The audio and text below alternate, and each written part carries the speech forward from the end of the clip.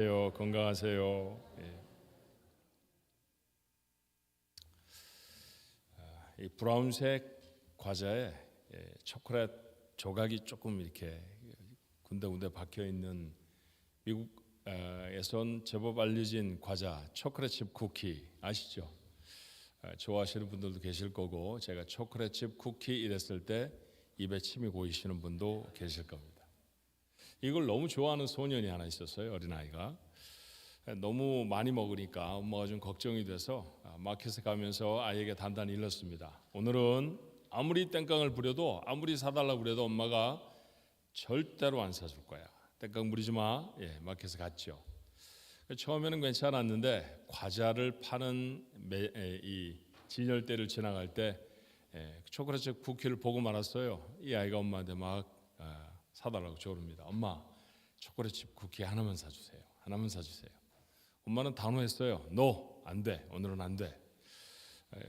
하나를 지나가는데 또 초콜릿 칩 쿠키가 보입니다. 엄마, 하나만 사줘요. 하나만. 정말 먹고 싶어요. 엄마가 다시 말하죠. No, 안 된다니까. 오늘은 절대 안 돼. 엄마가 아이를 덜렁 들어갔고 아예 카트 의자에다가 앉혀버렸어요. 그리고서는 엄마만 보게 하는 거죠. 아이가 그 의자에 앉으면 엄마만 보게 되잖아요. 카트를 막 빨리 끌고 그다음에 사야 할 것들을 사서 이제 돈을 내려고 레지스터 앞에 딱 섰습니다. 근데 미국 레지스터가 굉장히 유혹적인 거 여러분 아시죠? 거기 마지막 과자들이 쭉 진열되어 있습니다. 거기 보면 또 초콜릿 쿠키가 있는 거예요. 아이가 생각합니다. 마지막 기회일지도 몰라. 그래서 이 아이가 갑자기 카트에서 벌떡 일어나더니 그 마켓에 있는 사람들을 향해 말합니다. 예수님의 이름으로 부탁을 드립니다. 제발 제게 초콜릿 칩 쿠키 하나만 사주세요.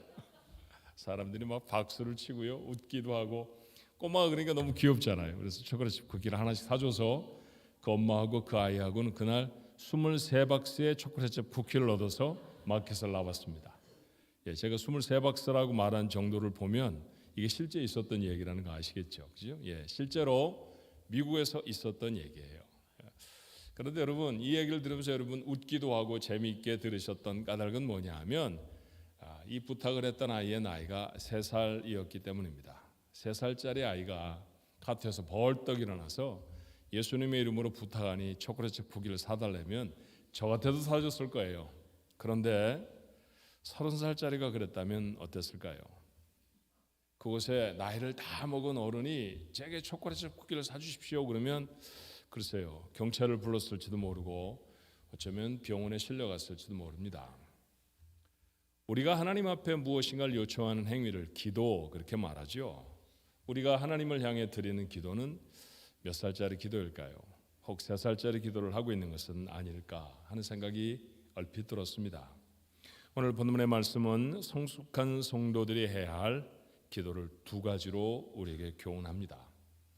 에베소서 살펴보고 있죠. 에베소서는 감옥에 갇힌 바울이 에베소 지역의 성도들에게 보낸 편지입니다. 에베소는 2000년 당시 소아시아, 지금 투르키예라고 불리워지는 곳의 경제적 중심지였어요. 바울은 이곳을 2차례쯤 방문합니다. 첫 번째 방문은 52년 가을쯤이라고 추정이 되는데, 두 번째 전도 여행 중에 잠시 방문합니다. 그리고 그렇게 방문한 지 한 2년쯤 후에 54년쯤 됐겠죠. 전례가 없을 정도로 긴 기간 3년 동안이나 이곳에 머무르며 교회를 세우고 복음을 전하죠.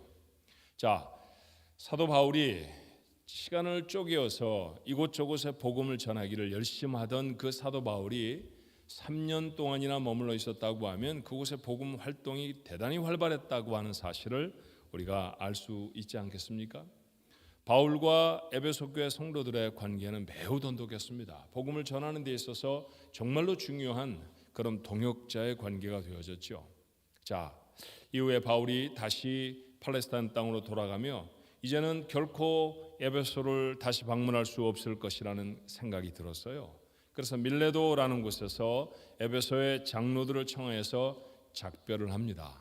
언제 읽어도 가슴이 뭉클해지는 내용이죠. 사도행전 20장 37절로 38절이죠.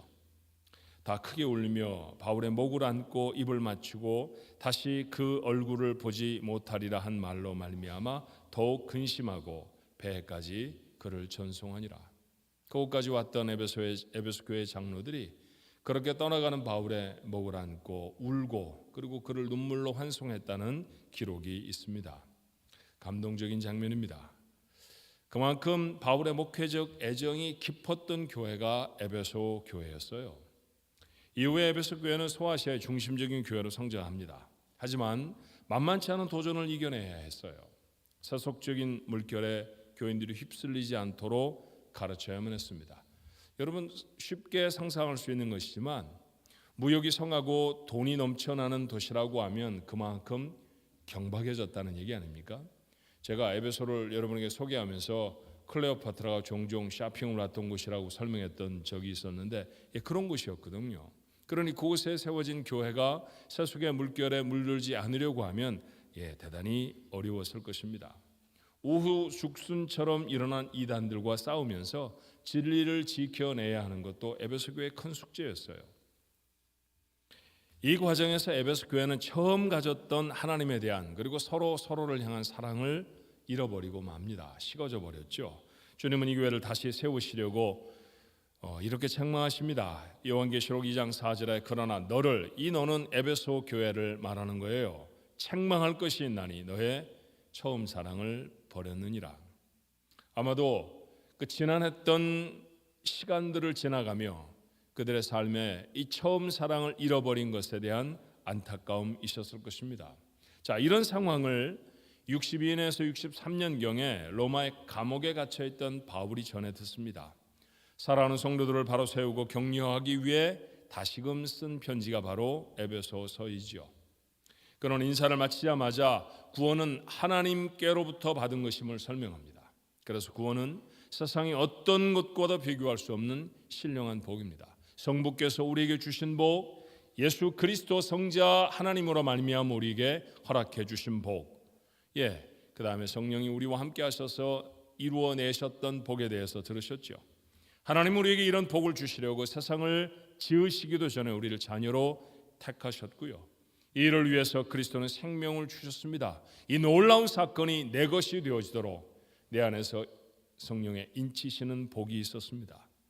하나님의 자녀가 되는 것은 이처럼 놀라운 축복입니다. 그런데 바울은 왜 에베소에 있는 성도들이 이와 같은 복의 주인공들이라는 사실을 다시 힘주어 말하게 되는 걸까요? 구원은 받았지만 그 구원의 풍성함을 알고 누리는 것은 또 다른 차원의 삶이기 때문입니다. 그래서 바울은 그들을 위해 기도를 시작합니다. 바로 본문의 말씀이에요. 그가 했던 첫 번째 기도는 지혜와 계시의 영을 주옵소서라는 것이었죠. 17절입니다. 우리 주 예수 그리스도의 하나님 영광의 아버지께서 지혜와 계시의 영을 너에게 주사 하나님을 알게 하시고. 지혜와 계시의 영, 그 영 앞에 여러 별명들이 붙긴 합니다만 단박에 여러분은 이것 성령을 말한다는 사실을 눈치채실 것입니다. 우리는 이미 구원받았을 때 우리 안에 성령이 계시다는 사실을 압니다. 그러니까 새삼스럽게 성령을 주십시오라고 하는 기도는 아닙니다. 그 성령이 우리 안에서 이루어낼 일에 대한 간구이죠. 성령 우리 안에 계시지 않습니까? 그 성령님 우리로 지혜롭게 하여 주옵소서. 계시라고 말했다고 하면 가리워져 있던 것, 그것을 밝혀서 우리에게 알게 해 주시옵소서라고 하는 기도입니다. 우리가 지혜로워져서 그리고 계시를 알게 되어져서 우리가 밝아져서 알게 되는 것이 뭘까요? 성령이 내 안에서 역사하셔서 내게 구체적으로 알게 하시기를 원하는 것, 다른 게 아닙니다. 하나님이었습니다. 하나님을 알게 하시고. 여러분은 하나님을 아십니까? 조금 아십니까? 잘 아십니까?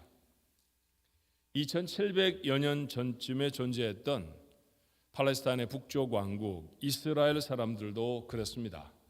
나라 이름에 하나님을 담고 있으니 하나님을 왜 그들이 몰랐겠습니까? 하루에도 몇 번씩 하나님을 생각하고 하나님을 말하며 살았을 것입니다. 그런데 그 백성들을 향해 호세아 선지자를 통해 하나님은 이렇게 말씀하세요.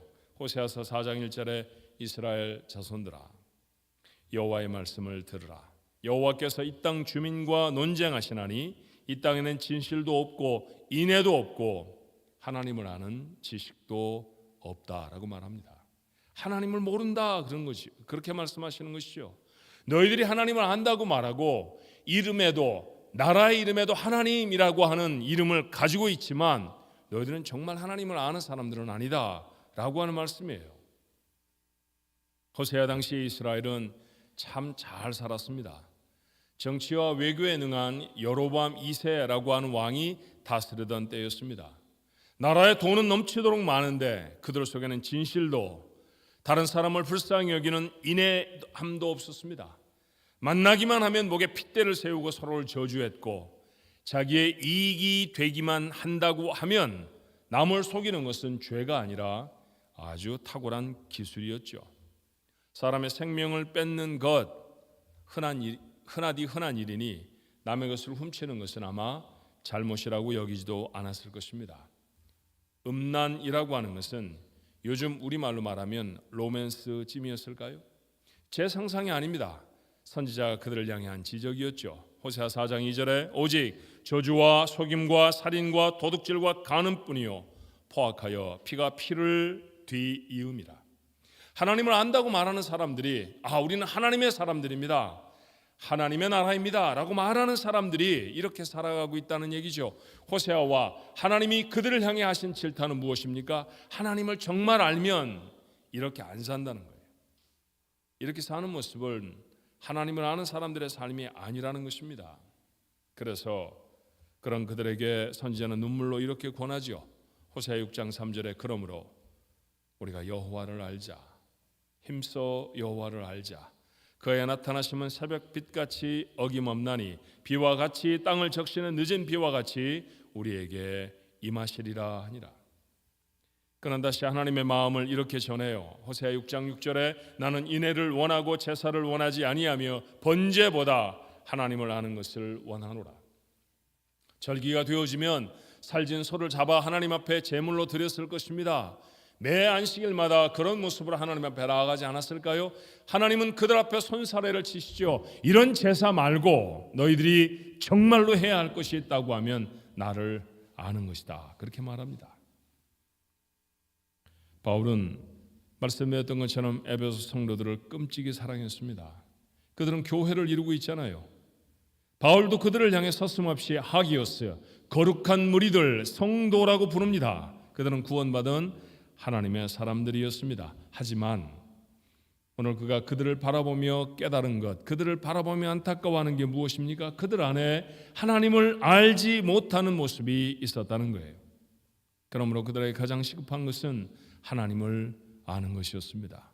부유한 도시 에베소에서 더 부자가 되거나 그곳에서 더 건강해지거나 더 높은 지위를 얻는 것보다도 심각하고 더 긴급하게 그들에게 이루어져야 할 일이 있다고 하면 하나님을 아는 것이었습니다. 그러므로 바울은 그들을 생각할 때마다 이렇게 기도한다고 했죠. 지혜와 계시의 영을 주사 하나님을 알게 하옵소서. 거룩한 주일에 여러분과 저는 하나님 앞에 예배를 드리고 있습니다. 이 자리에 나와 있는 우리, 예배하는 우리 분명히 구원받은 하나님의 사람들이죠. 하지만 우리의 삶에는 호세아 당시에 이스라엘이 그랬던 것처럼 하나님을 잘 알지 못하는 것은 아닐까 하는 생각이 들어요. 하나님을 안다고 하면 할 수 없는 생각, 그런 말, 그런 행동, 지난 한 주간에 우리의 삶에 있지 않았을까요? 만약 우리가 그런 삶을 살아간다고 하면 우리에게 간절한 기도는 무엇이어야 합니까? 우리 중에 누군가는 병에서 놓여나야 하고 누군가는 경제적인 어려움이 해결되어야 합니다. 그것을 간절히 하나님 앞에 바라겠죠. 하지만 건강해지고 부유해져도 하나님을 바로 알지 못하는 사람처럼 살아내면 그 건강은, 그 물질은 그의 인생에 아무런 소용이 없습니다. 그러므로 우리의 가장 우선된 기도도 바울의 에베소 성도들을 위한 기도와 다르지 않습니다. 지혜와 계시의 영을 주사 하나님을 알게 하옵소서. 오늘부터 우리 가족들의 가장 간절한 기도가 되기를 주님의 이름으로 부탁합니다. 두 번째로 바울이 기도했던 것은 18절로 19절에 있는 말씀이죠. 너희 마음의 눈을 밝히사 그의 부르심의 소망이 무엇이며 성도 안에서 그 기업의 영광의 풍성함이 무엇이며 그의 힘의 위력으로 역사하심을 따라 믿는 우리에게 베푸신 능력의 지극히 크심이 어떠한 것을 너희로 알게 하시기를 구하노라. 두 번째 기도의 제목은 마음의 눈을 밝혀 주옵소서라는 것입니다. 마음의 눈이 닫혀진 사람들이 있죠. 한 병실에 각각 벽을 대면하여서 두 개의 침상이 놓여져 있었습니다. 또 사람의 환자가 그곳에 누워 있죠. 양쪽에 다 창문이 있었는데요. 한 사람은 창밖을 내다보면서 늘 이렇게 짜증을 냈다고 해요. 온통 빌딩뿐이야. 불이 켜졌다 꺼졌다 하는 것밖에 달라지는 게 없다고. 건너편 환자에게 묻습니다. 그쪽은 좀 뭐가 보입니까? 여긴 경치가 참 좋습니다. 구름도 있고 푸른 산도 보입니다. 아이들이 즐겁게 노는 모습도 보이네요.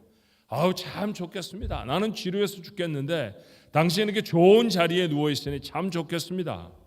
얼마 후에 그 좋은 자리에 누워 있던 환자가 병이 다 나아서 퇴원을 했습니다.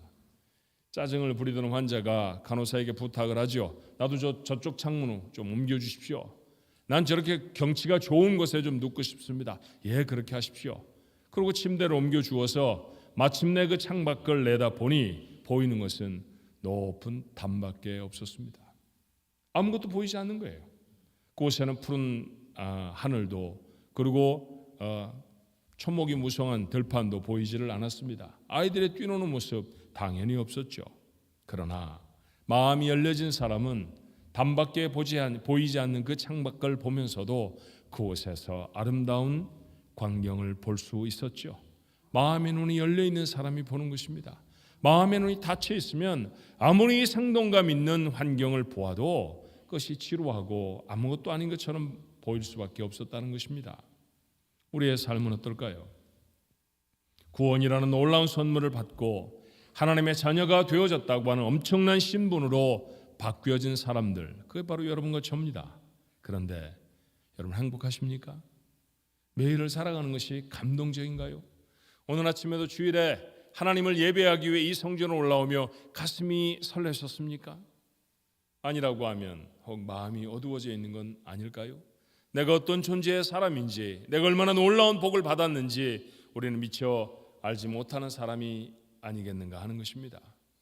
하나님의 부르심의 소망이 얼마나 대단한 것입니까? 한 나라의 대통령으로 국민의 부름을 받는 사람의 모습을 우리는 연말쯤이면 볼 겁니다.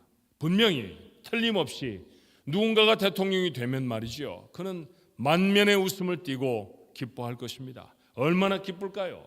그런데 우리를 부르신 분은 하나님이십니다. 4년쯤 후에는 내려와야 할 자리, 그 자리로 부르시는 것이 아닙니다. 그러니 그의 기쁨보다 더해야 하지 않습니까? 하나님의 기업이 되었습니다. 하나님이 경영하시는 인생이라는 말입니다. 신나지 않습니까? 내가 노력해 이루는 것이 아니라 하나님이 경영하는 것으로 살아가는 사람이죠. 그렇다고 하면 불황을 모릅니다. 실패를 걱정할 이유가 없습니다. 왜요? 하나님이 주인이시기 때문입니다. 영광이라는 말은 하나님에게나 붙여져야 할 단어 아닙니까? 그런데 구원을 얻은 우리에게도 하나님은 붙여주십니다. 바울과 실라는 복음을 전하는 곳에서 신으로 추앙받기도 했습니다. 영광스러운 삶, 영광스러운 사명, 영광스러운 신분, 저는 이런 거 생각도 못했을 복입니다. 이 모든 일들을 이루기 위해 하나님은 능력을 동원하시죠. 모세와 이스라엘을 위해서는 바다를 가르셨고요, 엘리야를 위해서는 하늘에서 불을 내리기도 하셨습니다. 베드로를 위해서는 5천 명의 완고한 유대인 남자들의 가슴에 지진을 일으키기도 하셨고요, 언더두와 아펜살러를 위해서는 조선의 운명을 바꾸기도 하십니다. 이게 구원받은 사람들의 삶입니다. 그런데 누리지도 알지도 못할 수도 있습니다. 눈이 가리워져 있으면 모릅니다. 그래서 바울의 기도는 어떤 건가요? 더 큰 능력을 베풀어 주옵소서, 더 위대한 신분으로 바꾸어 주옵소서가 아니었습니다. 눈을 밝혀 주옵소서. 다 받았습니다. 충분한 이상으로 엄청난 복을 받았습니다. 더 필요한 복은 없습니다. 하지만 이 복을, 이 신분을 깨닫고 누릴 수 있도록 마음의 눈을 밝혀 주옵소서. 이게 바울의 기도였습니다. 저도 바울처럼 목회자입니다. 목사가 된 지 34해가 되었으니 짧지 않은 세월을 성도들과 함께 살아왔죠. 그런데 오늘 바울의 기도를 읽으며 제 마음속에도 같은 안타까움이 있었습니다.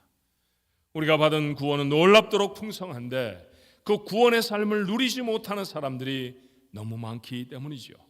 말씀을 가슴으로 받습니다. 그리고 아멘 합니다. 그런 성도들이 삶의 자리로 돌아가면 그 영광을, 그 능력을 기억도 하지 못하고 살아갑니다. 왜 그럴까요? 마음의 눈이 어두워서는 아닙니까? 성경에도 이미 받은 복된 삶을 누리지 못하는 사람이 있었습니다. 야곱은 어머니의 복 중에서 이미 하나님의 선택하심을 받았죠. 그가 이 사실을 분명히 알았다고 하면 평생에 형 에서에 대한 열등감에 시달리며 살지는 않았을 겁니다. 사울은 이스라엘의 첫 번째 왕으로 세워진 사람입니다. 어떤 것의 첫 번째 자리, 이거 쉬운 일 아니잖아요.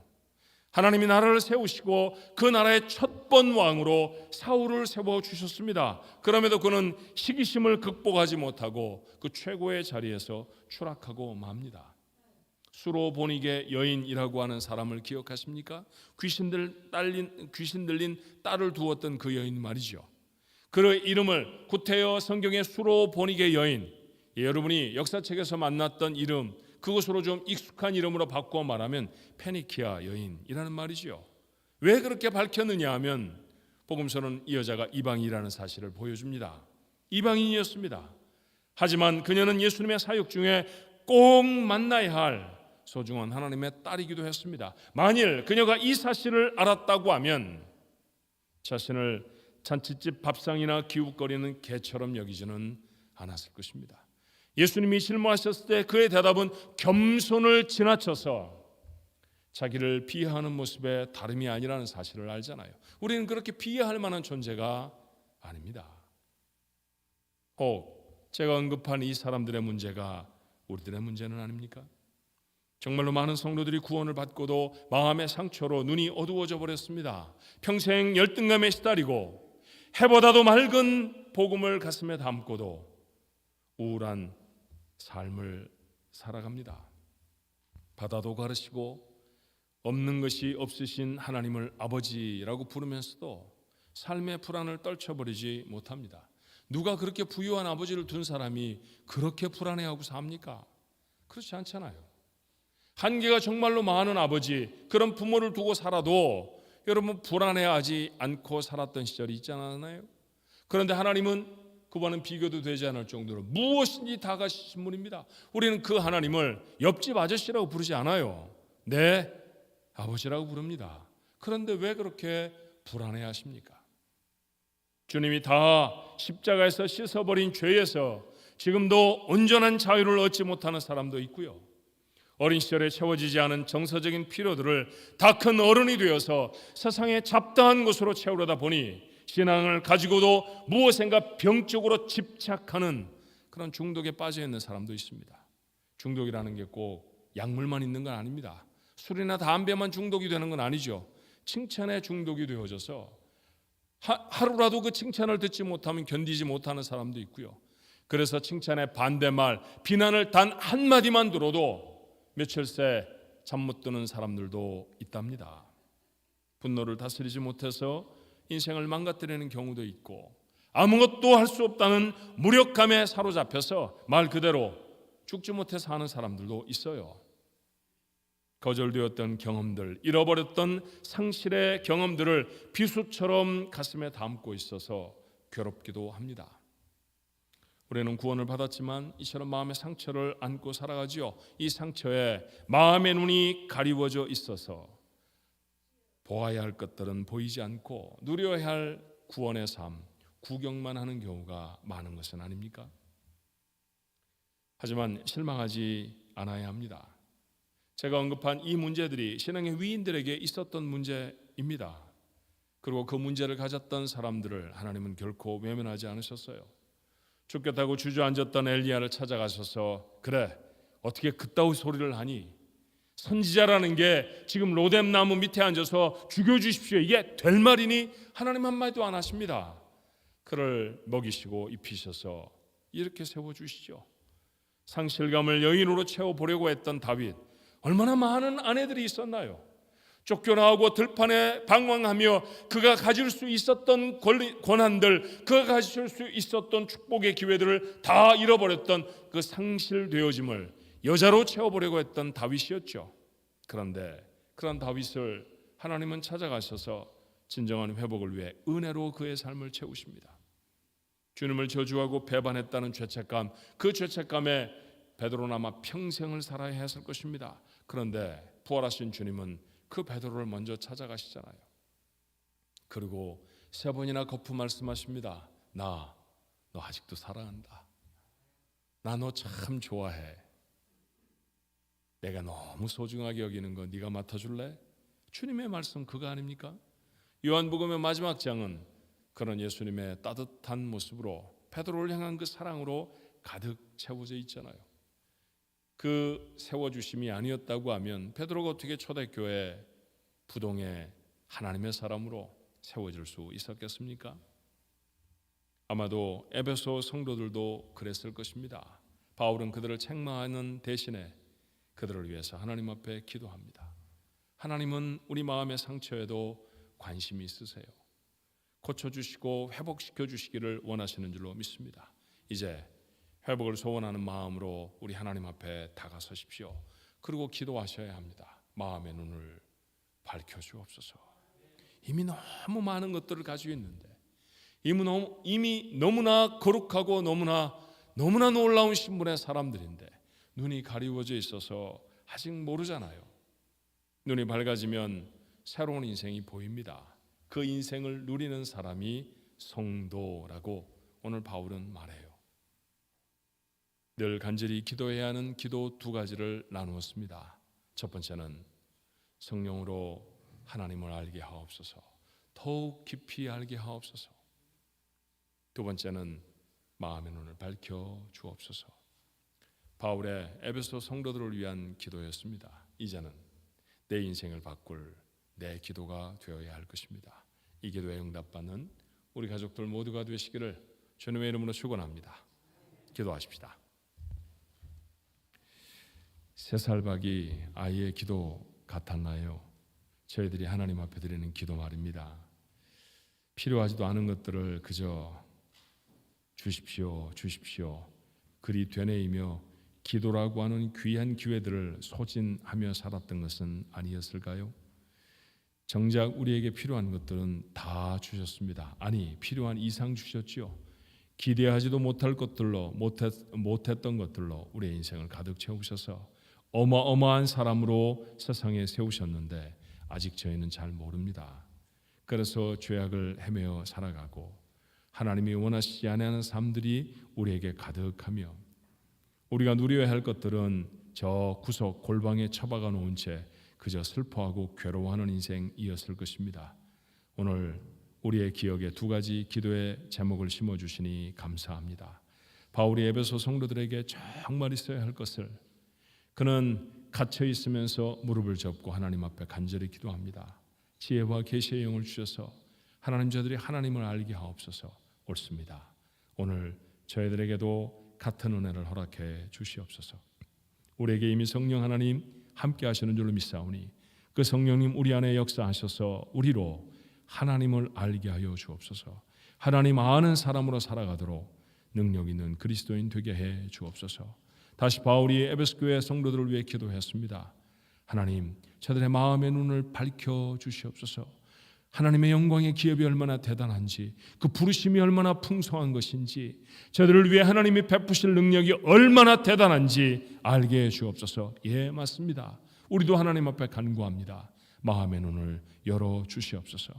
인생을 살아가며 이 모양 저 모양으로 만난 상처와 어려움들로 눈이 가려워져 있다고 하면 오늘 시간에 우리의 마음의 눈들에서 비늘들을 벗겨내 주시옵시고 하나님의 허락되어진 귀한 은혜를 맑은 눈으로 볼 수 있게 도와주셔서 새로운 삶으로 하나님 앞에 힘있게 살아갈 수 있는 우리 가족들 모두가 되어지게 하여 주옵소서. 정말 이것이 소중한 기도였고 우리의 삶에 늘 담겨야 할 기도라는 사실을 잊지 않게 하여 주시옵소서.